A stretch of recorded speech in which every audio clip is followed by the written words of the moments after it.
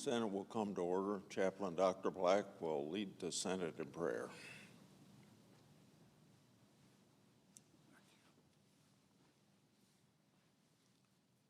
Let us pray.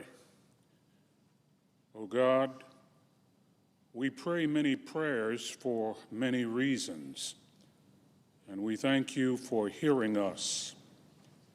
Today we ask you to give our senators a spirit of wisdom that will save them from despair and provide them with a straight path on which to walk without stumbling. Set a seal upon their lips so that no thoughtless words shall sting or harm others. May they meet today's task with courage and kindness, showing that they are truly your children. Lord, empower them to see clearly solutions they couldn't discover without your help, as you remind them that all things are possible to those who believe in you. Inspire them to commit to you the challenges and decisions they will face, believing that you will enable them to serve with excellence. We pray in your marvelous name. Amen. Amen. Thank you. Will you please join me in the pledge? I pledge allegiance to the flag of the United States of America and to the republic for which it stands, one nation under God, indivisible, with liberty and justice for all. How you doing? How you doing?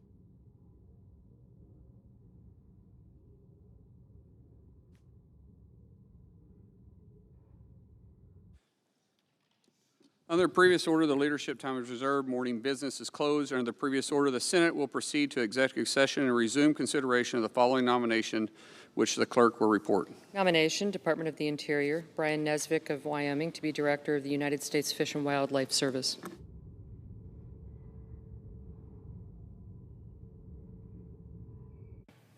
Mr. President, Senator from Iowa. I've often said that our veterans have sacrificed so much for our nation, so it's our responsibility to take care of them when they come home. We owe a debt of gratitude to these brave Americans. I've been proud to work alongside my colleagues in the Senate to strengthen mental health resources, increase access to health care, and ensure that the Department of Veterans Affairs is managing federal resources effectively to serve veterans well.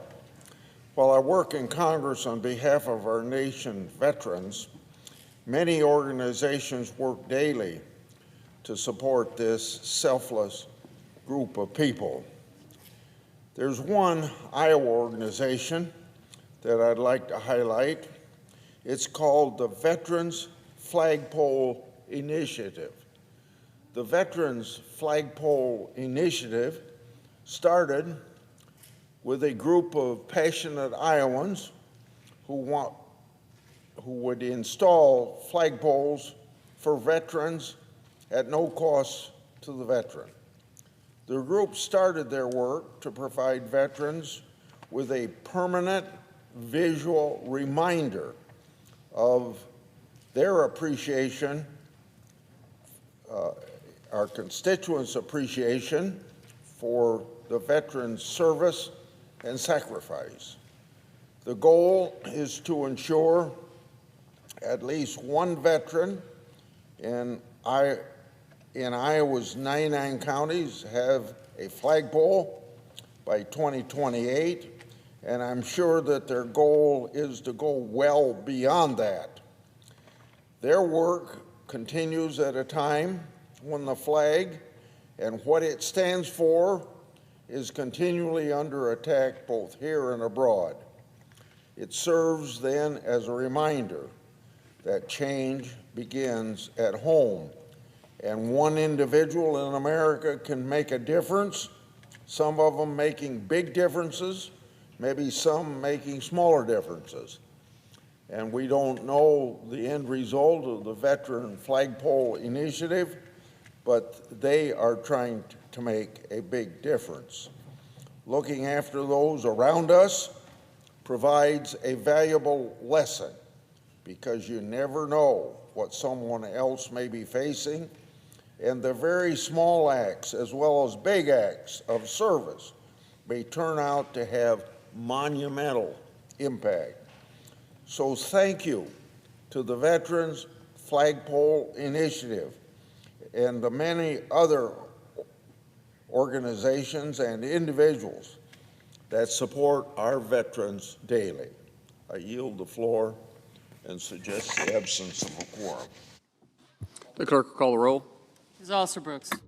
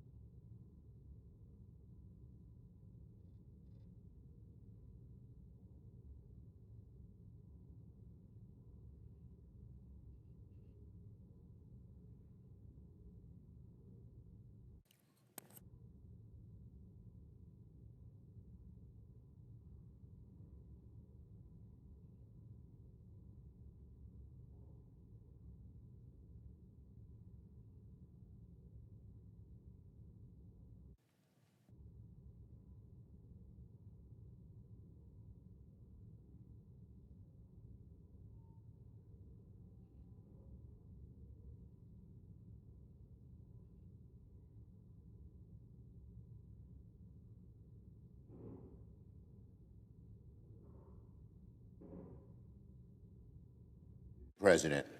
Democrat leader. Ask unanimous consent the quorum be dispensed with. Without objection. So, Mr. President, this morning we got some more troublesome news about the economy under Donald Trump. Today we learned the economy added only 73,000 jobs last month, far below expectations. But that wasn't the worst of it.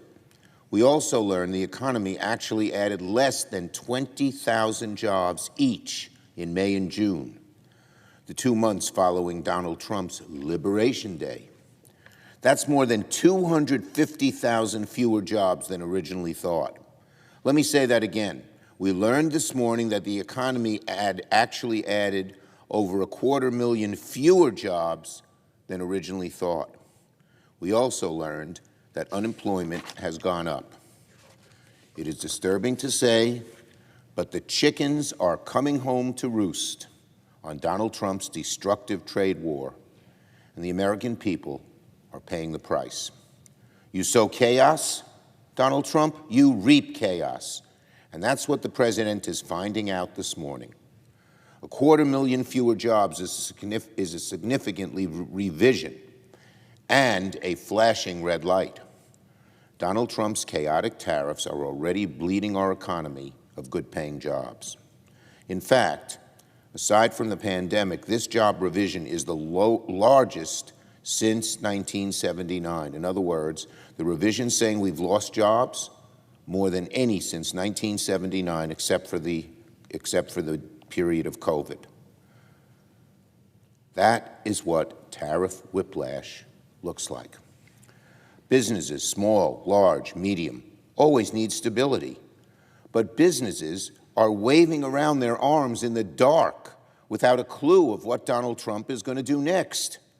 And we now have clear evidence that it's stunting hiring and growth. If Donald Trump's tariffs have created this much trouble just 4 months after Liberation Day, imagine the trouble Americans will have 8 months after Liberation Day, a year after Liberation Day, when the effects of tariffs go further and more deeply into the economy. Remember, this job report comes a day after we learned inflation accelerated over the last month. And it comes 2 days after we learned growth slowed down in the first half of this year and that business investment is down 3%. But what's Donald Trump doing about all this? As bad as his previous trade policies have been, today he is doubling down on his awful trade policies.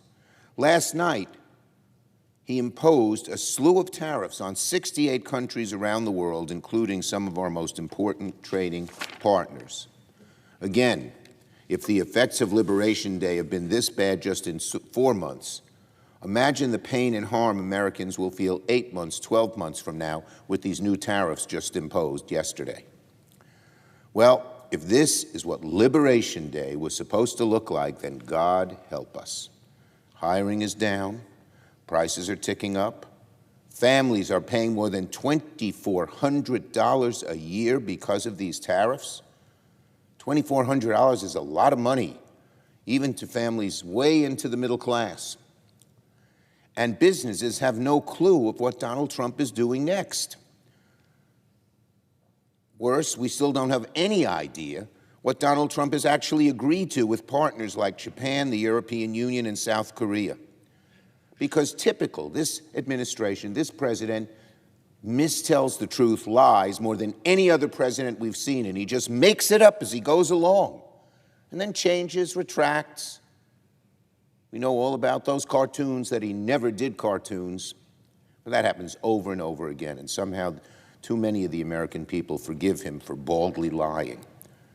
Well, look at these trade breakthroughs. Look at the pattern. Donald Trump hails the agreement as a major breakthrough, announces huge amounts of money coming to the U.S. And then the next day, the people he's made the deals with, the countries made the deals with, retract. They say that didn't happen. He just makes it up. But Donald Trump, you pay the price for making it up because businesses don't know what you're doing. And so they cut back. Business investment was down 3% in the last quarter. Before Donald Trump was president, and let's not forget, He's trying to sell 15% tariff as a great thing. Before Donald Trump was president, these countries had tariffs in the 1% to 2% range. Now it's 15%. You know what that is? That's a hike, a price hike on American families. Asking Americans to bear the brunt of 15% tariffs is no sane person's definition of victory. Instead of cutting off 5 of your fingers, we're only cutting off 3. Don't you want to congratulate us? That's the kind of thing Donald Trump says. And we have no clue what America is actually getting in return. In fact, we don't even know what these deals are because Trump lies about them. There's a pattern here. As I said, there's a pattern. One day, Donald Trump comes out bragging that his so-called deals are somehow major victories, but the next day, reality sets in, and it's abundantly clear when you look at the details, he lied, exaggerated, hyped what was in the deals. So, one day he said, Japan's going to invest $500 million in the United States. You know what Japan says the next day? It's at most 2% of that $500 billion. 2%. How does this guy get away with it? But he doesn't get away with it because the chaos he creates, the mistrust he creates, hurt business and hurt the country. So we want to know. The administration refuses to be transparent, refuses to provide the details. And that is very bad for the American people and for the economy. So today, my colleagues and I are urging transparency from the administration. We are writing Secretary Bessent, Secretary Lutnick, and Ambassador Greer to immediately come clean with answers to a number of important questions about Donald Trump's trade deal. First of all, how are any of these deals going to be actually verified and enforced? How do we know these investments Donald Trump has bragged about are going to take place? Because it seems the countries who made the deals have a different story than what Trump tells. Second, what system or mechanism exists to track any of this information? What industries will see the benefit? What kind of investments are we talking about? Have they thought these things through, or is this just pops up in Donald Trump's head and it then comes out of his mouth? Finally, especially crucially, how do we know that these investments, even if they happen, are going to benefit the public and not just benefit the businesses and industries owned by Donald Trump and his friends? We have seen over and over again that what they do in the White House doesn't benefit the American people, but benefits the people who work in the White House, their cronies, and Donald Trump himself, who's gaining millions and millions of dollars from his presidency by taking advantage of the laws they passed. No other president would do it. Ronald Reagan would turn over in his grave if he saw what Trump is doing to benefit himself as president. And it causes Americans to just lose faith in democracy. So, it's been 4 months since Donald Trump's so-called Liberation Day, and by now we have enough evidence to show these chaotic tariffs are inflicting real damage to the economy. We'd be foolish to think doubling down is somehow going to make it better, but that's what Trump did yesterday. Donald Trump needs to reverse course because the only deal he's actually struck is a raw deal for American families. The only deal Donald Trump has struck is a raw deal for American families, consumers, and businesses. Today's job report is the latest warning sign that this tariff chaos must end. Now on the Smithsonian Institute and impeachment. Well, we all know that Donald Trump loves to rewrite and erase parts of history he doesn't like. Yesterday, though, we saw a shameful new low. Yesterday, we learned that Donald Trump quietly forced the Smithsonian to remove him from the impeachment exhibit at the American History Museum. You can't make this up. This is a man rewriting history, or thinks he can rewrite history. He can't, but he thinks he can. He is censoring the American History Museum. It's Orwellian. It's downright Orwellian. It's something you'd see in an authoritarian regime. It's something the head of North Korea would do, not America. And quite frankly, it's sad, it's pathetic, but it's beyond that. Donald Trump is so egotistical, He is so angry that he is the only president in American history to be impeached twice, that he wants to try and change the past, change the truth, and trade history for propaganda. But Donald Trump, you can't change history. You can't avoid the truth. History will haunt you. You are the only president to be impeached twice. You can run, but you cannot hide from the judgment of history. So here's my message to the president. No matter what exhibits you try to distort, the American people will never forget that you were impeached, not once, but twice. The American people want Donald Trump to focus on lowering their costs, not rewriting history about his impeachments, not building an extravagant ballroom at the White House, raising $200 million from his cronies for it. Who knows what they get in return? Not covering up the Epstein scandal. But as always, Donald Trump's priorities are way off from what the American people need and want. I yield the floor. Clerk, call the roll. Ms. Alsobrooks.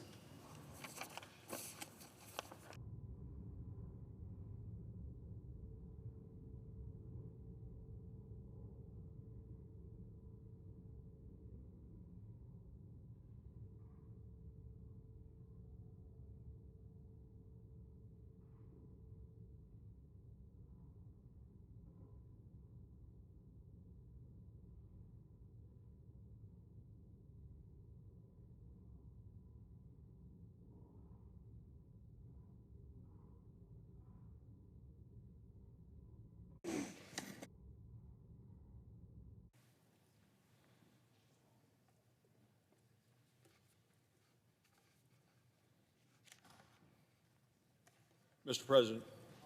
Republican Whip. Thank you, Mr. President. I ask unanimous consent the quorum call be initiated. Without objection. I also ask unanimous consent to waive the mandatory quorum call with respect to the Nesvik nomination. Without objection. Thank you, Mr. President. Mr. President, I rise today to shine a spotlight on what Democrats are doing in terms of unprecedented obstruction. Obstruction of the Senate nominating process. The nomination process has been ground to a halt as a result of the Democrats. Today, like every other day this Congress, Senate Republicans will burn hours of floor time on votes that for every other president of the United States would have taken only seconds. So till now. President Trump is the only president in modern history not to have a single nominee confirmed by voice vote or unanimous consent. Not a single one. Even the most routine nominations are being filibustered. Positions that used to just fly through the Senate by voice vote or unanimous consent are now being treated and taken as political hostages. This isn't normal. This is petty partisan politics at its worst, and it is petty. Well, let me tell you the facts that the Senate Democrats don't want the American people to hear. George Herbert Walker Bush, President of the United States, 98% of his nominees were confirmed by a voice vote or unanimous consent. Bill Clinton, President of the United States, 98% of his nominees were confirmed by voice vote or unanimous consent. George W. Bush, President of the United States, 90% of his nominations were confirmed by voice vote or unanimous consent. President Barack Obama, 90% of his nominees were confirmed by voice vote or unanimous consent.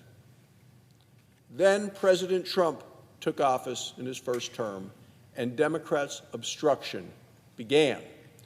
The numbers dropped from 90% under President Obama to 65% under President Trump in that first term. Remember, today it's zero, 65% in his first term.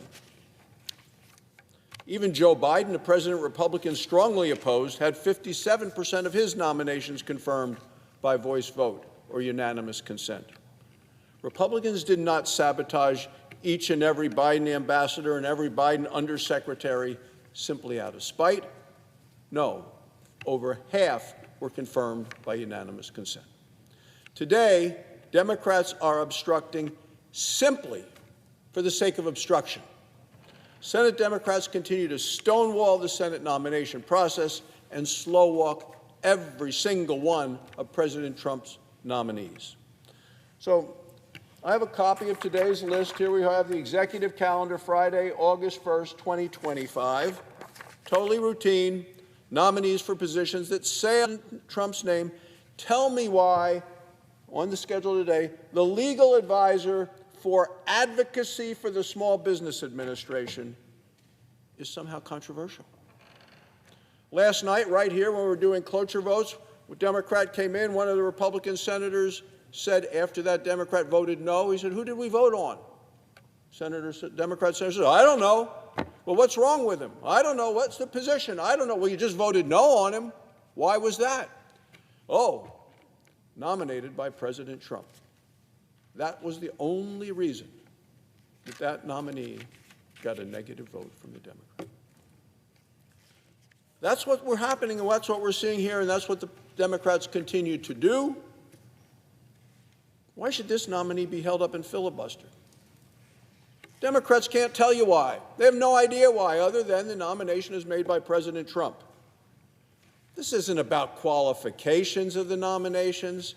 This isn't about questioning their resumes or their past history. This is just resisting President Trump. Automatic Democrat obstruction. That doesn't make our communities safer, doesn't make our country stronger, doesn't make families and small businesses more prosperous. It just wastes time and weakens America. Well, despite the Democrats' wall of obstruction, Senate Republicans are continuing to press forward.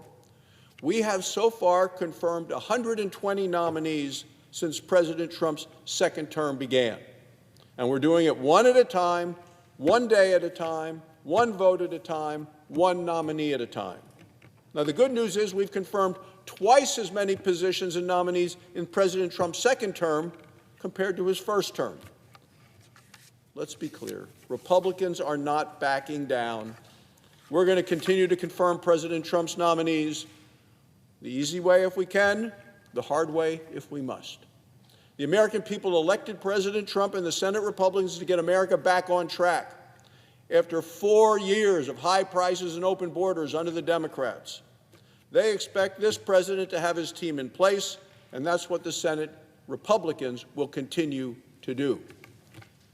Thank you, Mr. President. I yield the floor. Suggest the absence of a quorum. Clerk will call the roll. Ms. Alston-Brooks.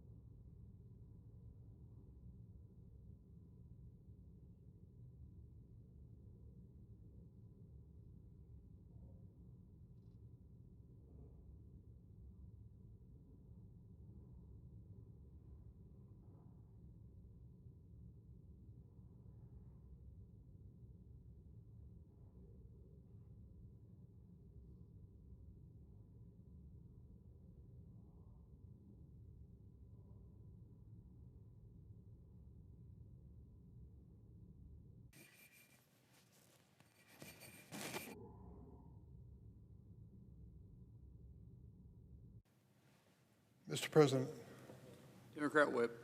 I ask consent the quorum call be suspended. Without objection. Thanks, Mr. President. Mr. President, the senator from Wyoming was just on the floor and spoke about the schedule of business here in the United States Senate, particularly the question of nominations. Senator Barrasso is my friend. We disagree on a lot of political things, but we respect one another, and I certainly respect him. There's an important chapter that he just left out of recounting the history of the nominations process in the Senate. I call it the J.D. Vance chapter. Listen to this. When Donald Trump was in his first term, he nominated over 90 U.S. attorneys. Every one of them passed with a voice vote, with the possible exception of one in Massachusetts. Every one of these passed with a voice vote. In other words, we didn't require any roll calls. We filled these vacancies for U.S. attorneys. Then came Joe Biden.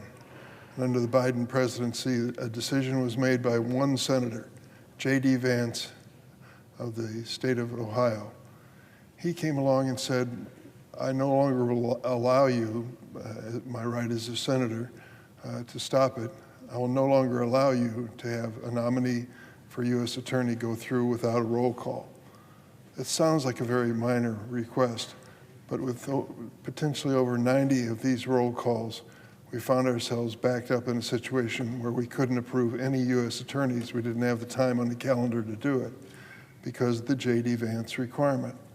I came to this floor, this very spot, 8 times, pleading with then Senator J.D. Vance, please don't do this. We have comedy and understanding on U.S. attorneys. We did under Trump in his first term, and we certainly did in the early stages of Biden, but now you're requiring roll call votes on each of the U.S. attorneys, and it's going to create an obstacle to progress on the floor of the Senate. 8 times I came to the floor asking unanimous consent for Senator Vance to withdraw this demand. He refused each time. Then he went off to run for vice president. And while he was gone running for vice president, I came to the floor again and asked the Republicans remaining in the Senate chamber to allow me a unanimous consent that nominees for U.S. attorney would not go through this roll call process. Unfortunately, a number of now sitting U.S. senators on the Republican side came to the floor and objected. They wanted to keep the Vance rule in place. I warned them that the obstacles they were creating under President Biden, unprecedented, that had not been seen under President Trump in his first term, would come back to haunt all of us, and now they have. This requires us to sit down at some point and have an understanding moving forward, not just on nominees and whether there are roll calls on the floor, but fundamental and basic questions as to whether or not a minority position, for example, on an important agency or council is going to be respected. What the Trump administration has done, for example, in many places, in commissions and agencies, is to eliminate the Democrats, to fire them from their jobs and leave vacancies unfilled. And then the Republicans come to us and say, well, we have Republican nominees for the Republican spots. And we say, what about the Democratic nominees? Say, we're not going to allow you to call any of those. There's got to be some understanding and comedy, and you think that grown-ups should be able to resolve this issue. But the representation of what our problem is this morning did not include those 2 elements and many others. I hope we can resolve this in a favorable way for the benefit of the American people, but there is a history behind it. Fundamentally, we're in a minority now on the Democratic side, and we don't believe that the rules that the Republicans insisted on should be to their benefit only. They should benefit both political parties, and unfortunately, we're in a position where that is not happening. Mr. President, on a separate issue, with recess looming, my Republican colleagues are itching to get out of Washington and return to their home states. Why are they so eager? I'll tell you, they have some explaining to do, and that's why they want to go home. As soon as they get out of Washington, they plan to fan across the country and try to explain the so-called big, beautiful bill of President Trump. But until then, the Senate Republicans are taking the Senate floor to say good things about this bad bill. That included the junior senator from Louisiana, who several times came to the Senate floor claiming that Medicaid spending was not cut in the big, beautiful bill. Sorry, That's false. Let me remind folks, this Trump budget bill reduces spending on health care programs by $1 trillion. Louisiana is expected to lose $27 billion in federal Medicaid funding over the next decade alone. It removes 10 million Americans from insurance coverage and threatens hospitals and nursing homes. And he waved away the millions of Americans who will lose their health coverage, writing it off as simply going after double dippers, which has been explained at length by the senator from Louisiana, people who were ineligible in the first place for medical coverage. The senator held up a press release from CMS, the federal Medicaid agency, with a splashy, deceiving headline claiming that 2.8 million Americans are signed up for Medicaid in 2 different states. Well, if fraud on that scale does exist, then I want to join the effort to put an end to it. But unfortunately, the statement is not accurate. That is not what's happening. The CMS press release provided 0 evidence of that claim about massive scale fraud. It's like the president's statement after the State of the Union address that people 120 years old were drawing Social Security. Not true. It claimed that stopping duplicative enrollment has, quote, potential to save taxpayers approximately $14 billion annually. That's a large number.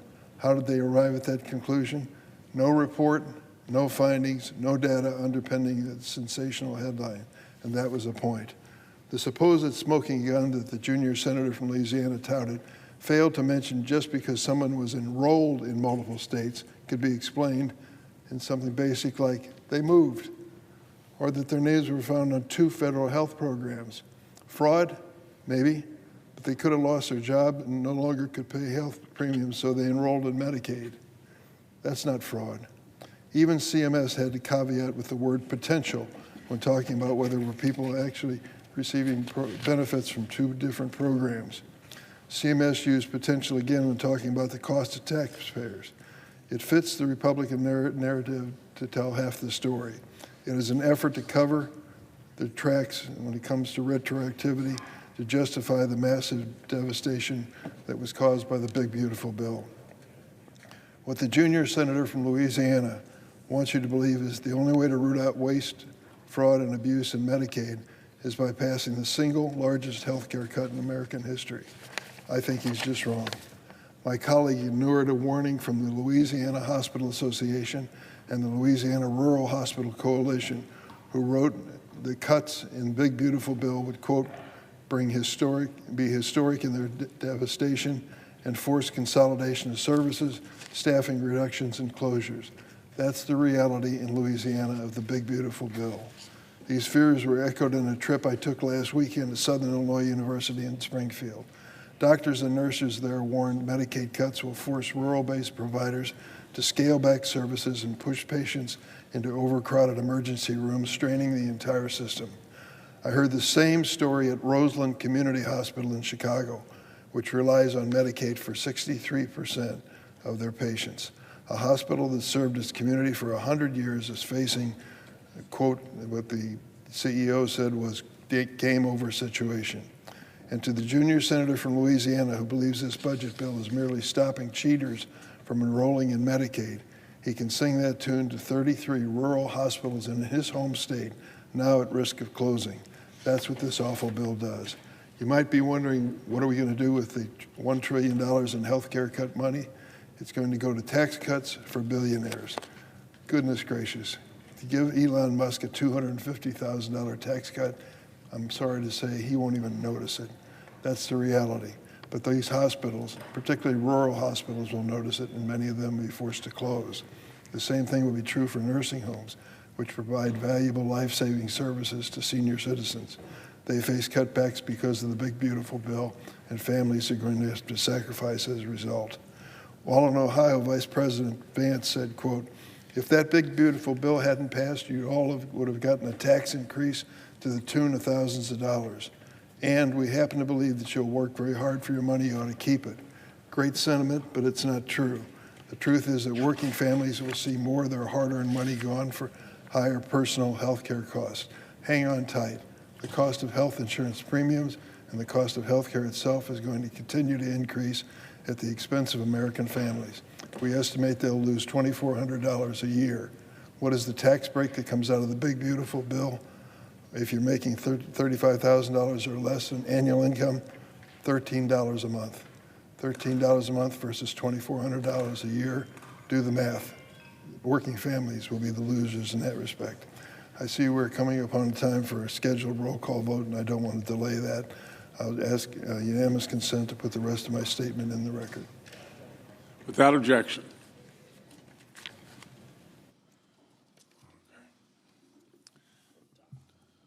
Read this right here. The clerk will report the motion to invoke cloture. Cloture motion. We, the undersigned senators, in accordance with the provisions of Rule 22 of the Standing Rules of the Senate, do hereby move to bring to a closed debate on the nomination of Brian Nesvik of Wyoming to be Director of the United States Fish and Wildlife Service, signed by 17 senators. Under the previous order, the mandatory quorum call under Rule 22 has been waived. The question is it the sense of the Senate that debate on the nomination of Brian Nesvik of Wyoming to be Director of the United States Fish and Wildlife Service shall be brought to a close? The yeas and nays are mandatory under the rule. The clerk will call the roll. Ms. Alster-Brooks, Ms. Baldwin, Mr. Banks, Mr. Barrasso, Mr. Bennett, Mrs. Blackburn, Mr. Blumenthal, Ms. Blunt-Rochester, Mr. Booker, Mr. Bozeman, Mrs. Britt, Mr. Budd, Ms. Cantwell, Mrs. Capito, Mr. Cassidy, Ms. Collins, Mr. Coons, Mr. Cornyn. Thank you.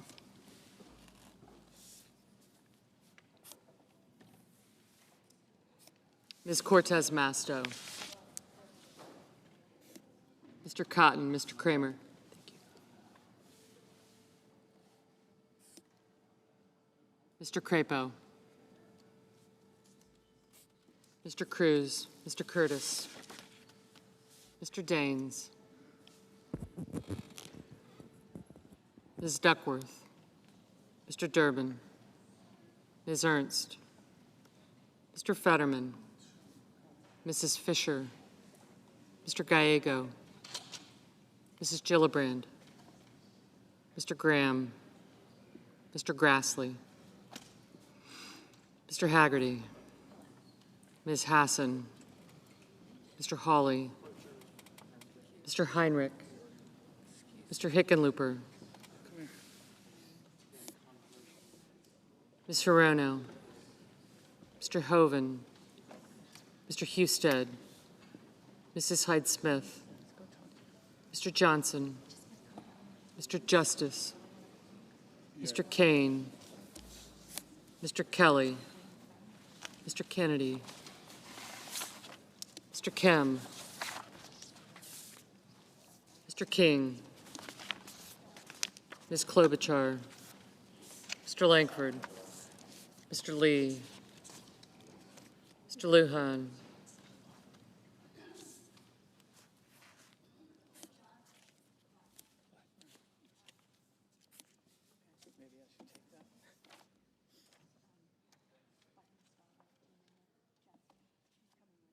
Mr. Lujan, Ms. Lemus, Mr. Markey, Mr. Marshall, Mr. McConnell, Mr. McCormick, Mr. Merkley,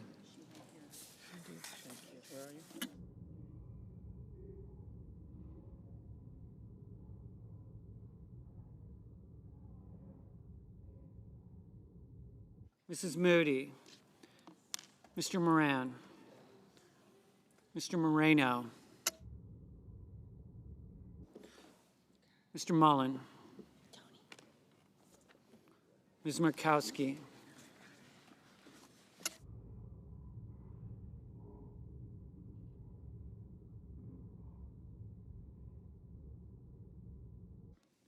Mr. Murphy, Mrs. Murray, Mr. Ossoff, Mr. Padilla,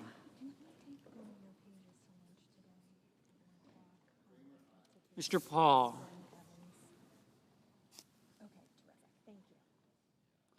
Mr. Peters, Mr. Reed, Mr. Ricketts, Mr. Risch, Ms. Rosen, Mr. Rounds, Mr. Sanders,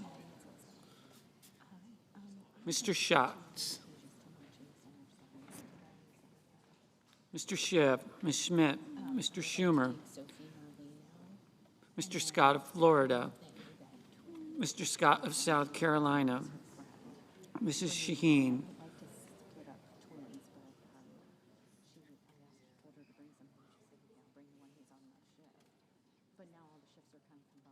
Mr. Sheehy, Ms. Slotkin, Ms. Smith, Mr. Sullivan, Mr. Thune, Mr. Tillis, Mr. Tuberville, Mr. Van Hollen, Mr. Warner, Mr. Warnock, Ms. Warren, Mr. Welch, Mr. Whitehouse, Mr. Wicker, Mr. Wyden, Mr. Young.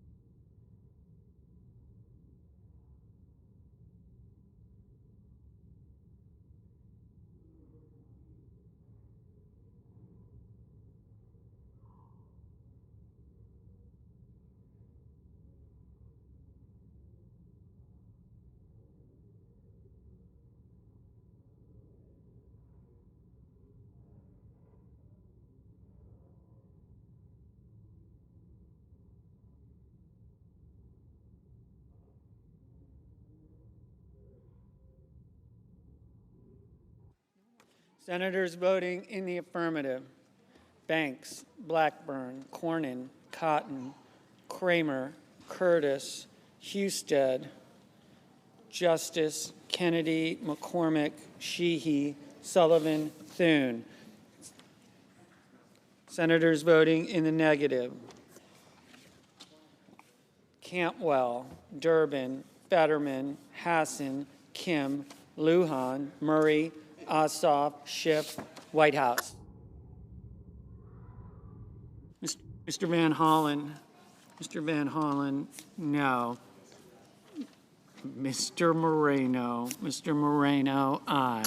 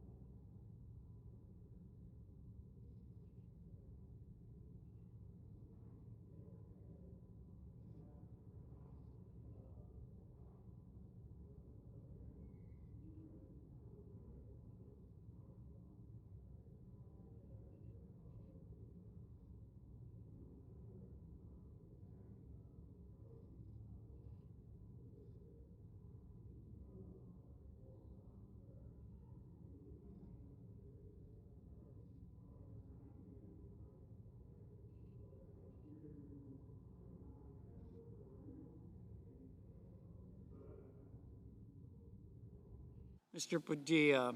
Mr. Padilla, no.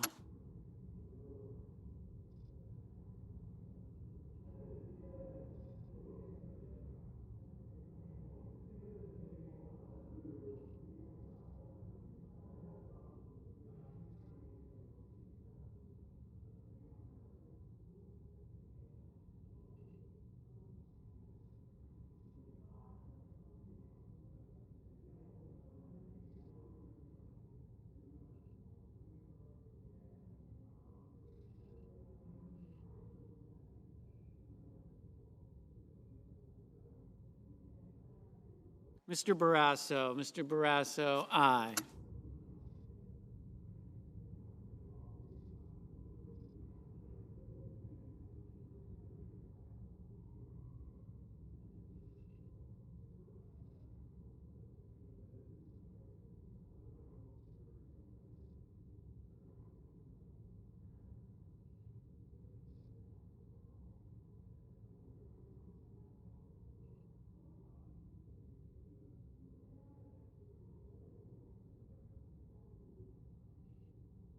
Mr. Scott. Mr. Scott of Florida, aye. Ms. Warren. Ms. Warren, no. Mr. Peters. Mr. Peters, no.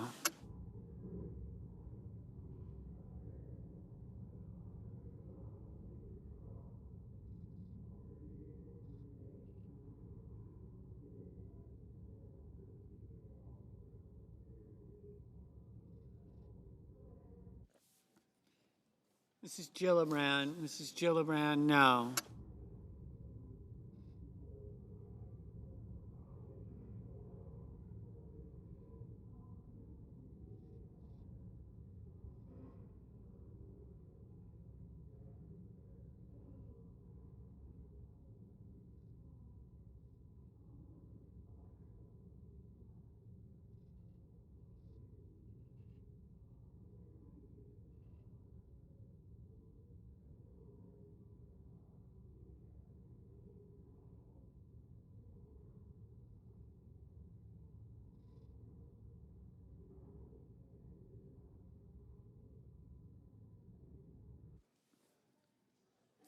Mr. Markey. Mr. Markey, no.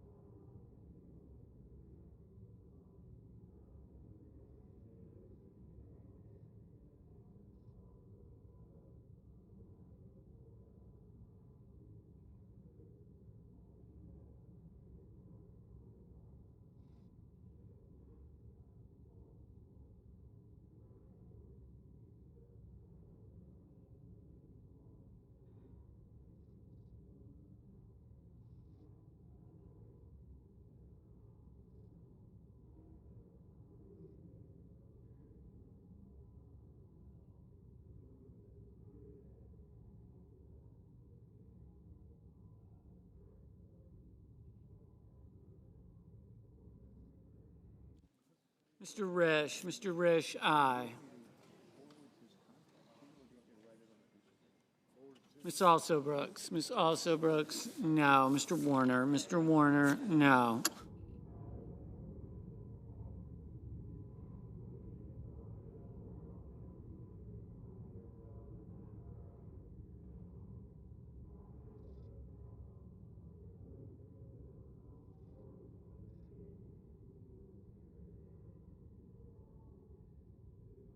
Mr. Warnock. Mr. Warnock, no.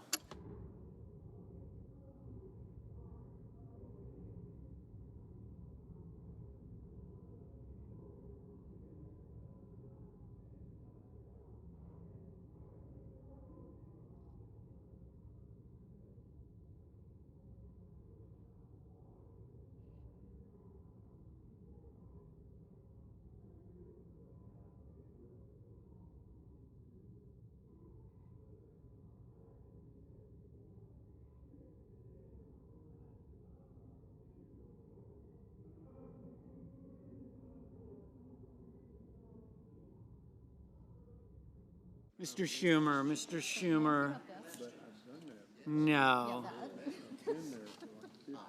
Mr. Wicker. Mr. Wicker, aye.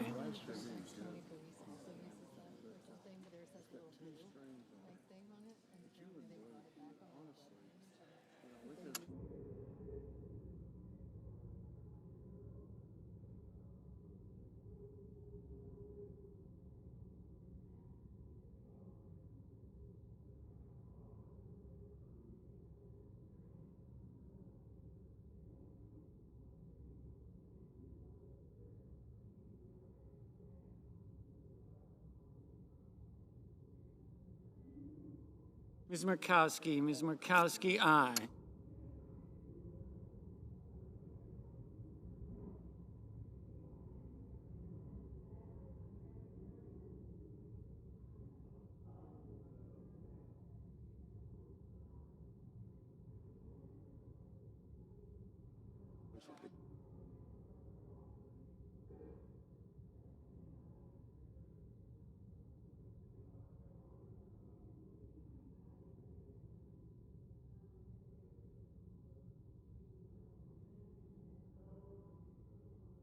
Mr. Schatz. Mr. Schatz, no.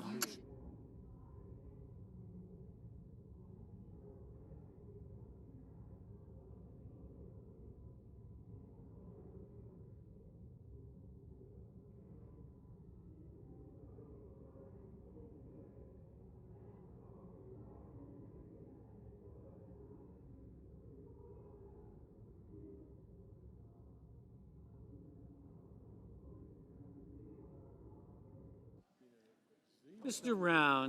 Rounds, aye.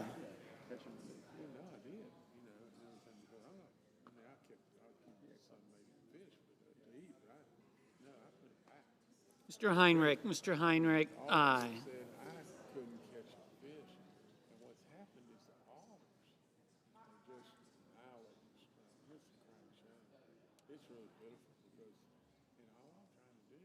Mrs. Hyde-Smith, aye. Ms. Klobuchar, no. Mr. Daines, aye.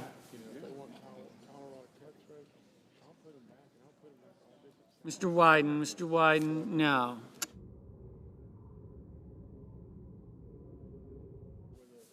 Mrs. Capito, aye.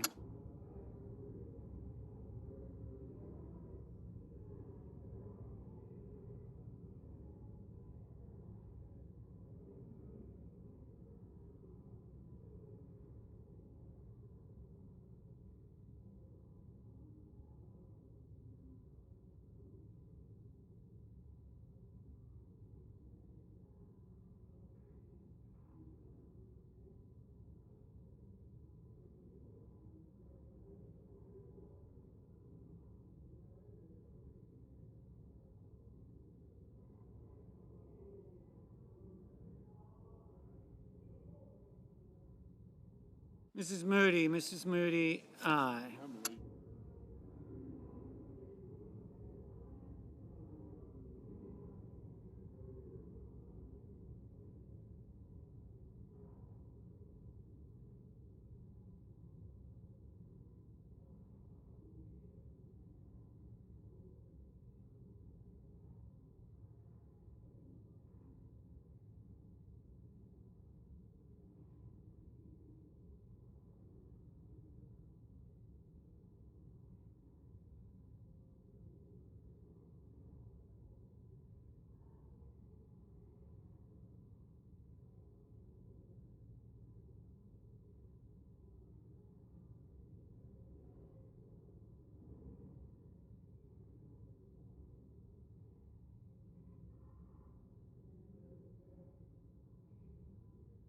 Mr. Murphy, no.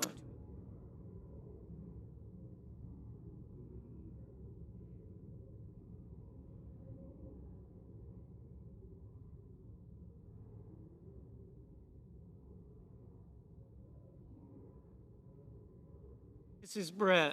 Brett, aye. Good. So sorry. I mean, I don't get to see you up here very often. Yeah. Ms. Cortez Masto, no. Mr. Paul, We've decided that aye. your mentorship. Ms. Baldwin, no. Ms. Collins, aye. Mr. Blumenthal, no. That's going to be magic.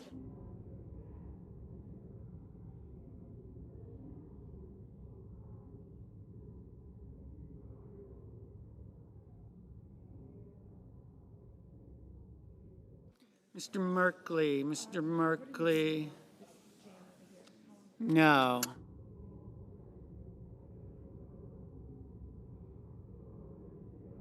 Mr. Marshall, aye.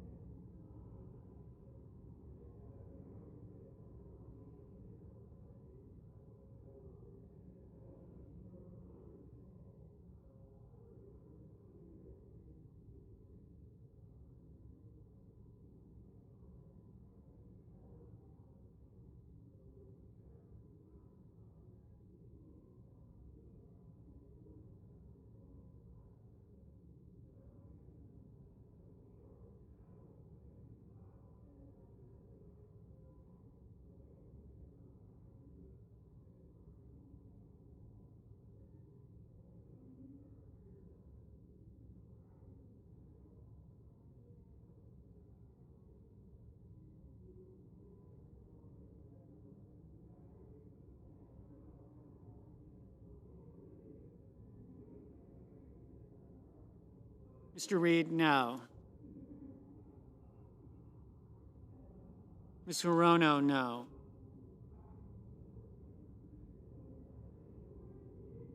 Mr. Budd, aye. Mr. Crapo, aye. Mr. Johnson, aye.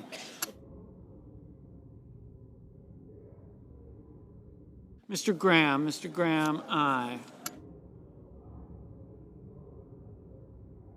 Mr. Scott of South Carolina, aye. Ms. Blunt Rochester, no.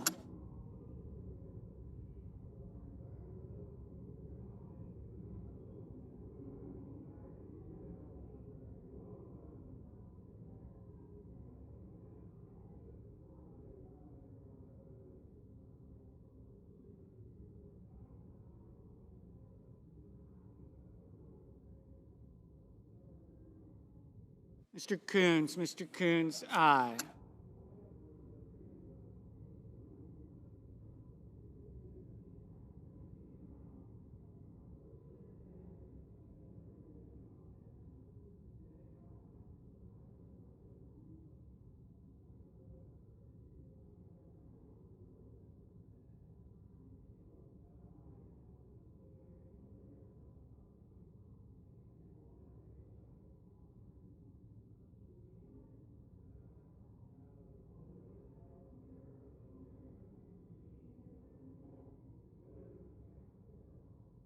Mr. Tuberville, aye.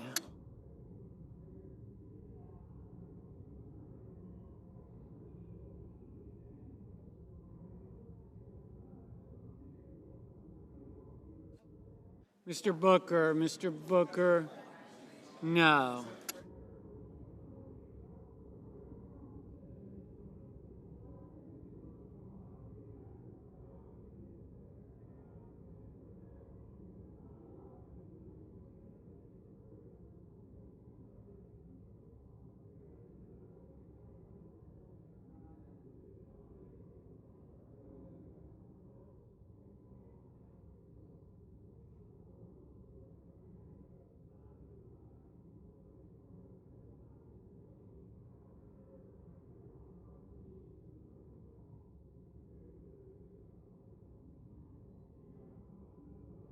Mr.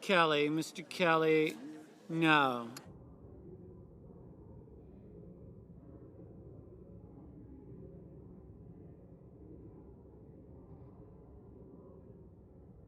Mr. Lee, aye.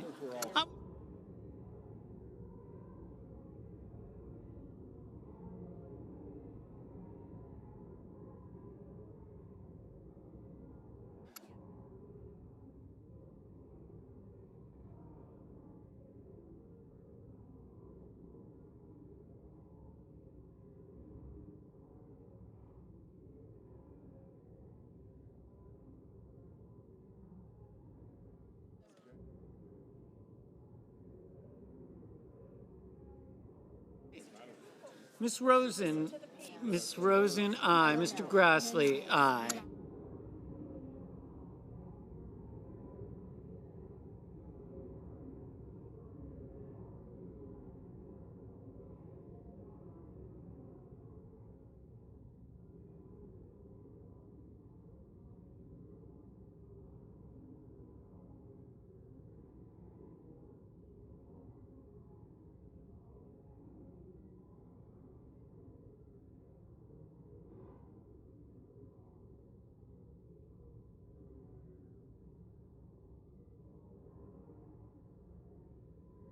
Mr. Haggerty, aye.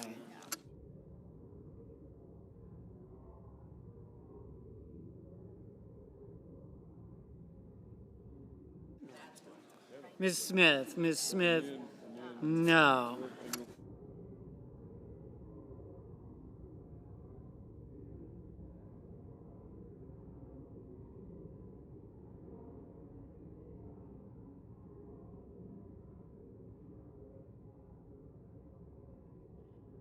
Mr. Hoven, aye.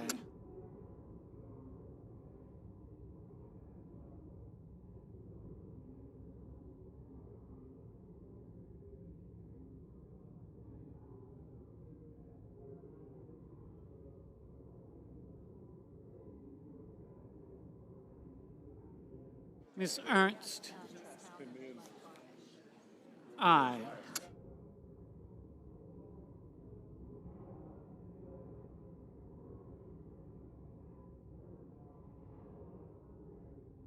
Mr. Hawley, aye. Mr. Tillis, aye.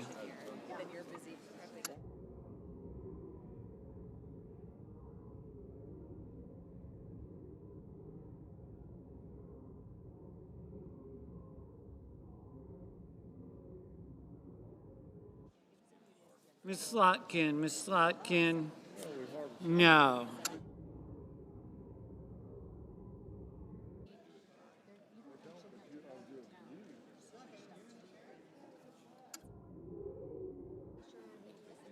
Mr. Ricketts, aye.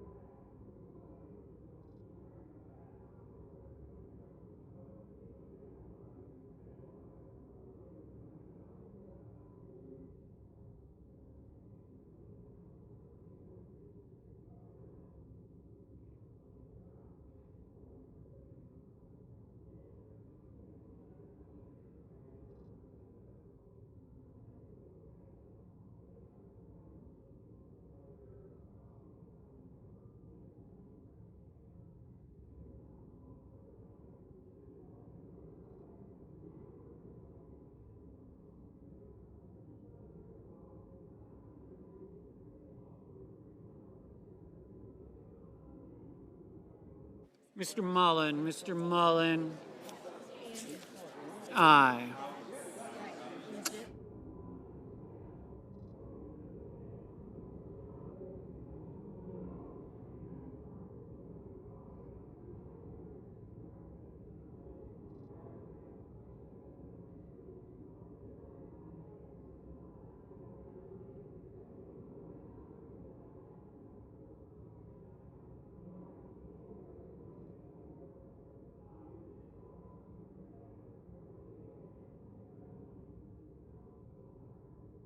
Mrs. Fisher, Mrs. Fisher, aye.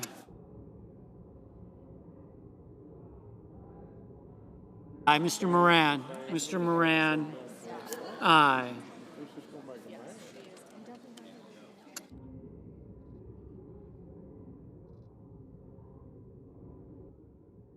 Mr. McConnell, aye.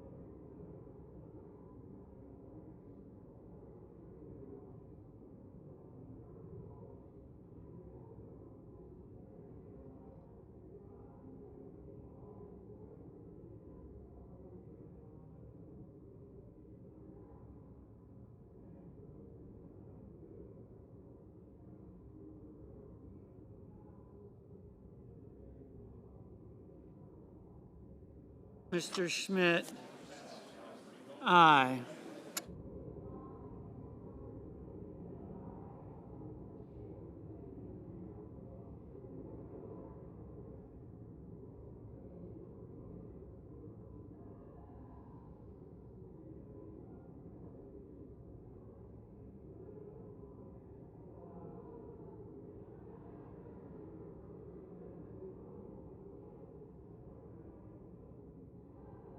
Mr. Kane, no.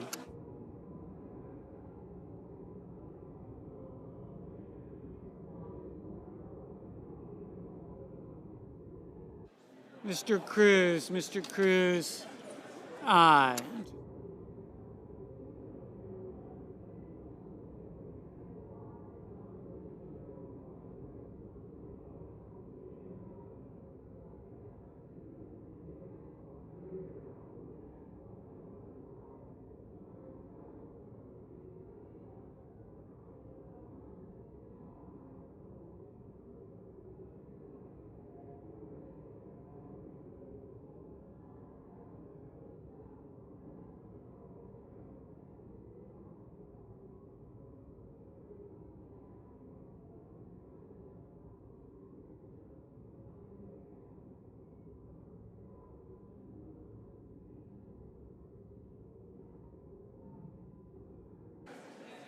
Aye.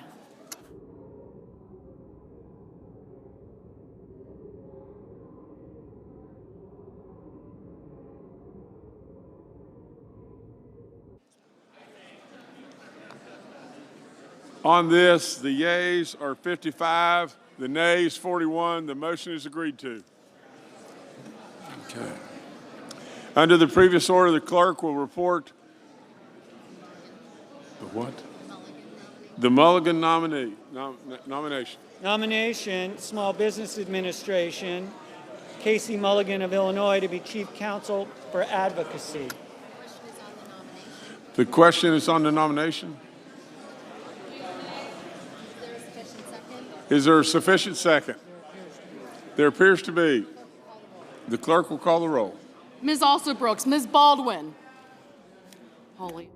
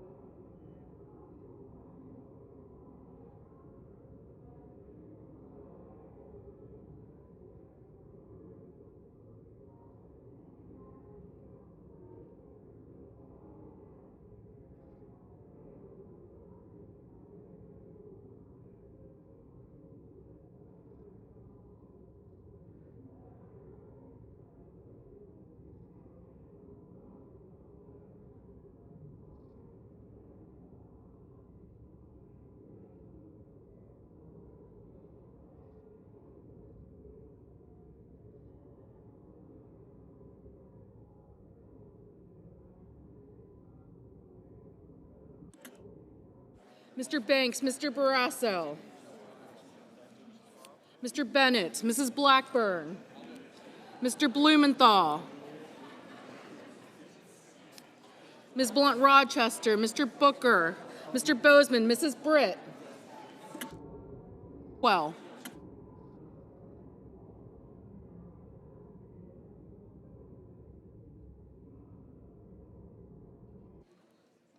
Ms. Cantwell, Mrs. Capito, Mr. Cassidy,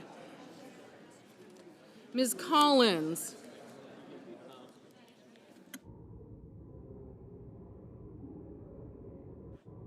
Mr. Kuhn, Mr. Graham, Mr. Grassley, Ms. Hassan, Mr. Hawley, Mr. Heinrich, Mr. Hickenlooper, Ms. Hirono,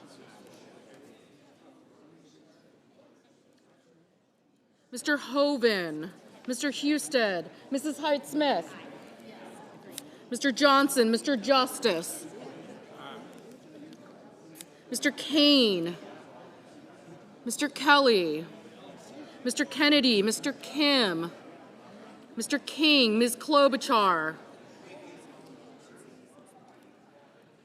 Mr. Langford, Mr. Lee, Mr. Lujan, Ms. Lummis, Mr. Markey, Mrs. Moody, Mr. Moran, Mr. Marino, Mr. Mullen, Ms. Murkowski, Mr. Murphy, Mrs. Murray, Mr. Ossoff, Mr. Padilla, Mr. Paul, Mr. Peters, Mr. Reed, Mr. Ricketts, Mr. Risch, out of South Carolina, Mrs. Shaheen, Mr. Sheehy, Ms. Slotkin, Ms. Smith, Mr. Sullivan, Mr. Thune, Mr. Tillis, Mr. Tuberville, Mr. Van Hollen, Biden, Mr. Young,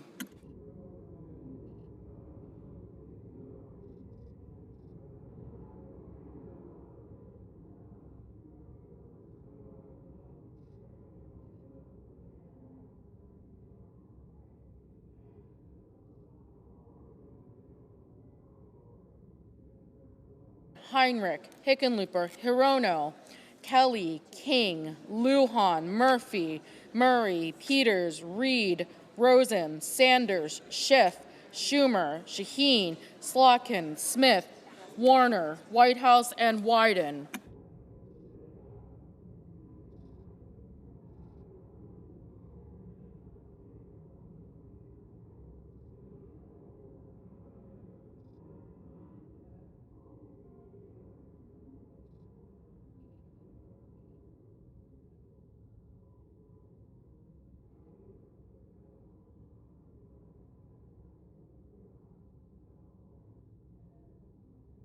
Mr.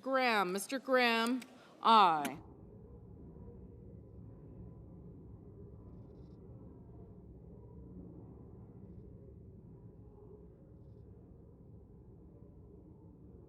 Mr. Kramer, aye.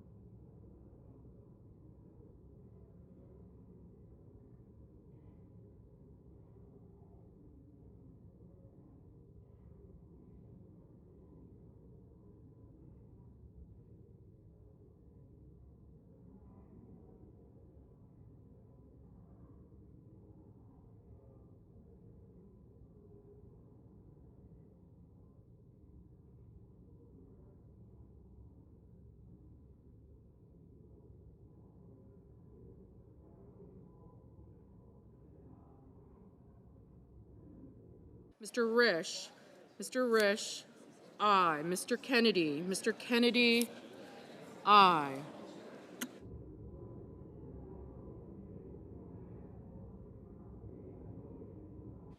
Mr. Merkley, no. Mr. Kane, no.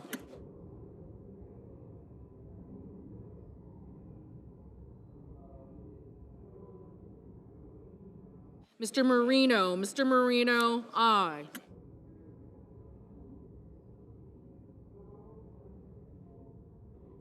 Mr. Schatz, no. Mr. Warnock, no. Mr. Moran, aye. Mr. Budd, aye.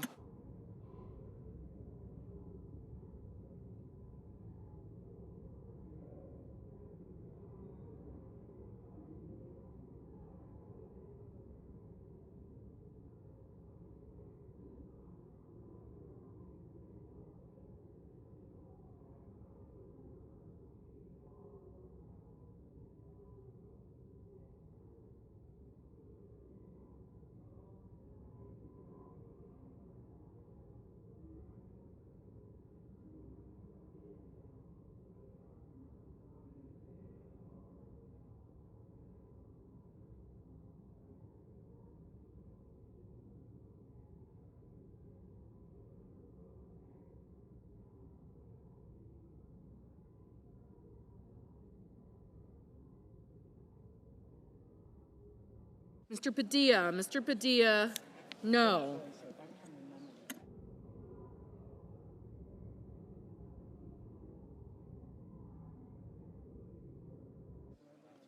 Mrs. Blackburn, aye. Mr. Paul, aye.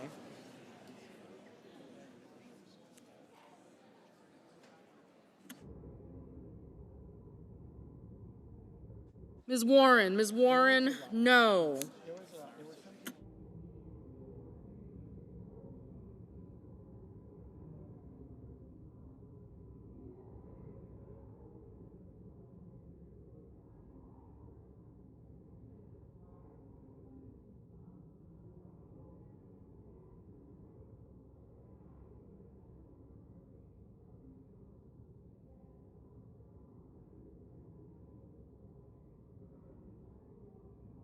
Ms. Klobuchar, no.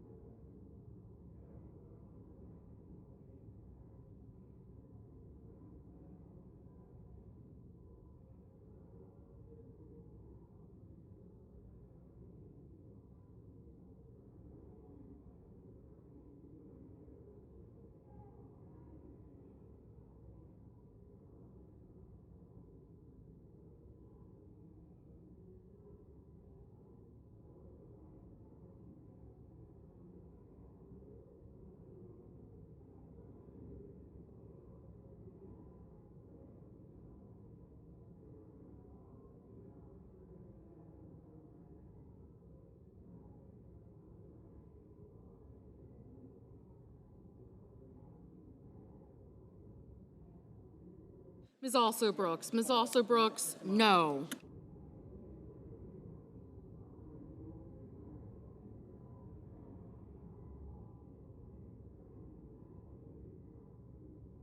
Ms. Murkowski, aye.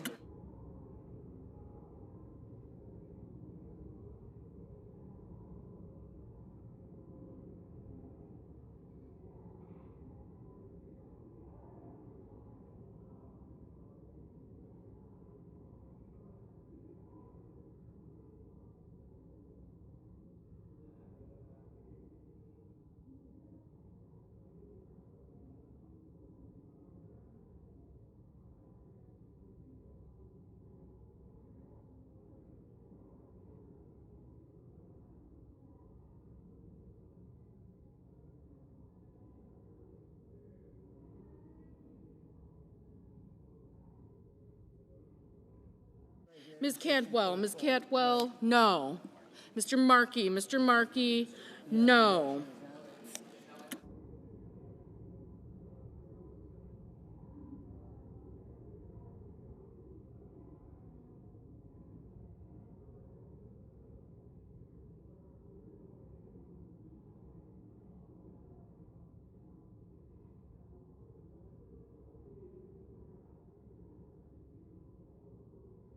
Mr. Van Hollen, Mr. Van Hollen, no.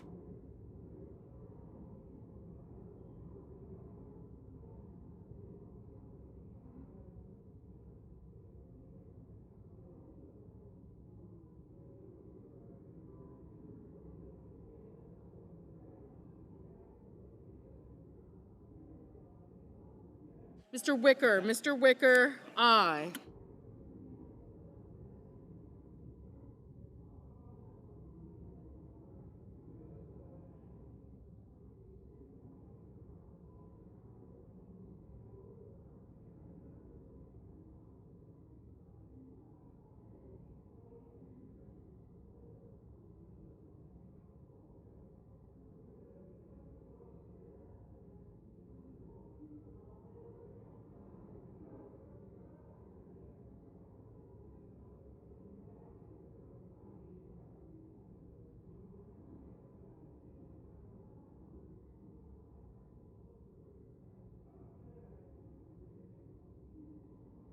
Ms. Hassan, no.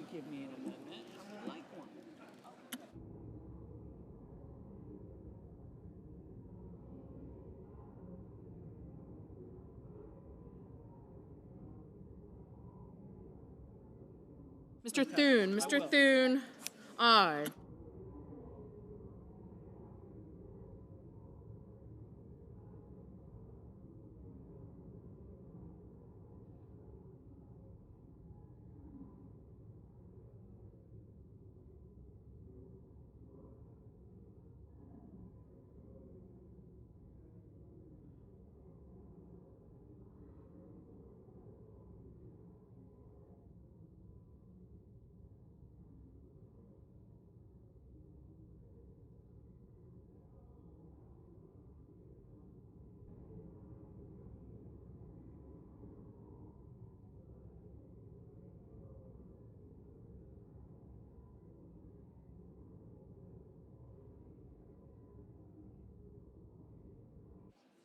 Mrs. Britt, aye. Mr. Grassley, aye. Mr. Sheehy, aye.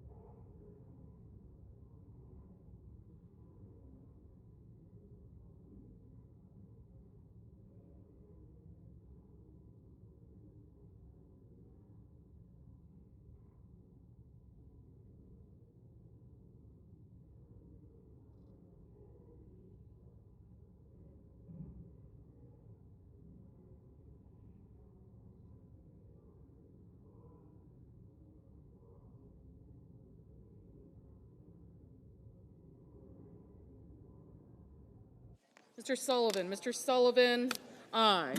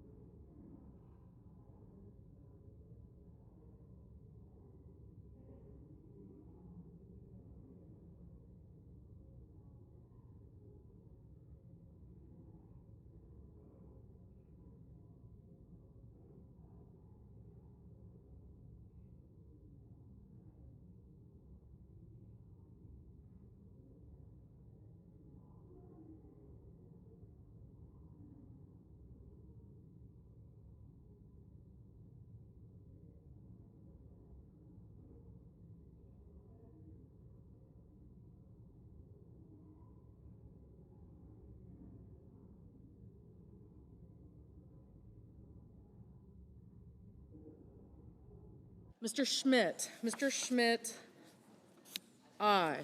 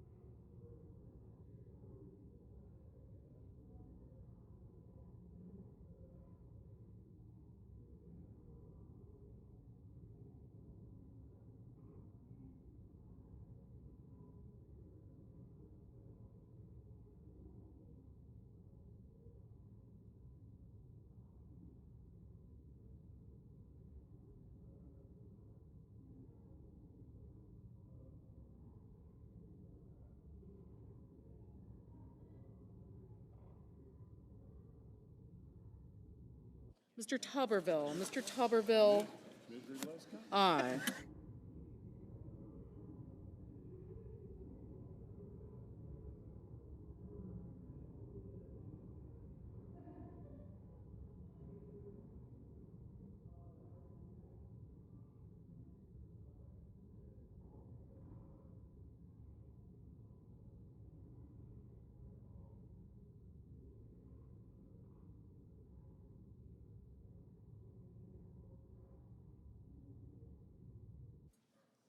The ayes are 52, the nays 44. The nomination is confirmed. Okay. Under the previous order, the motion to reconsider is considered made and laid upon the table, and the President will be immediately notified of the Senate's actions.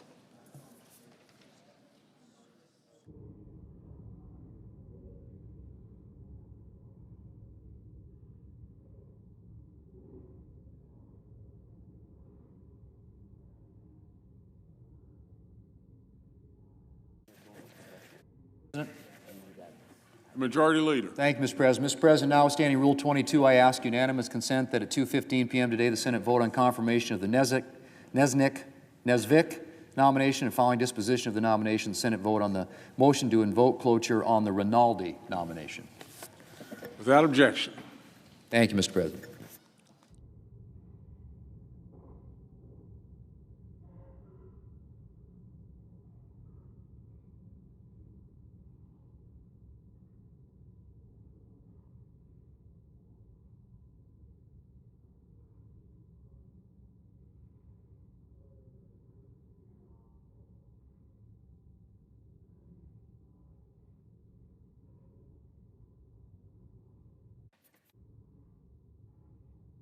Mr. President.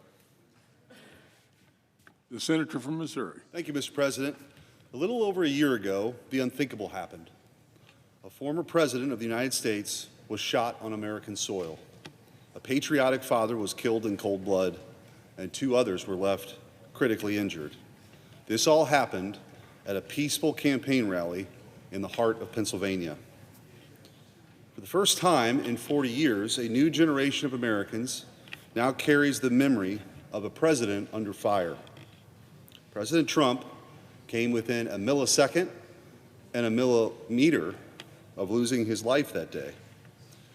Our nation has a painful history with political violence and have mourned presidents and watched great leaders cut down in their prime. Political violence is never the answer. We resolve our disputes in this country through elections and through free speech. So today, I'm calling for this unanimous consent of a resolution to unequivocally condemn political violence of any kind and honor the victims of these terrible acts. 1 year ago at Butler, we lost a great American, Corey Comparatori, a man who, in the blink of an eye, instinctively shielded his family from gunfire, sacrificing his life in an extraordinary act of courage. We also honor David Dutch and James Copenhaver, who survived critical injuries in the same brutal attack. These men, that day, came in peace to participate in the civic life of our republic, never imagining that they would leave either losing their life or fighting for their lives. All acts of political violence must be met with swift condemnation from all elected officials, Republican or Democrat. This resolution further honors other law enforcement officers, first responders, medical personnel, and Secret Service agents who answered the call of duty when it mattered most. They ran towards danger when America was under attack. These brave men and women served their fellow Americans regardless of their party affiliation, or race, or sex, or nationality. It shouldn't be difficult to find bipartisan support to stand against political violence. The assassination of former President and now President Trump is not a partisan matter. Standing against violence should never be partisan.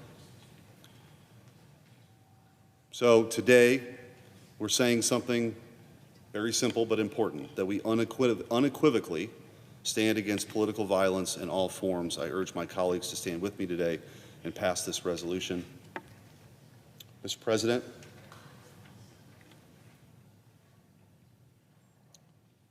notwithstanding Rule 22, I ask unanimous consent that Senate proceed to the consideration of Senate Resolution 363, which is on the desk.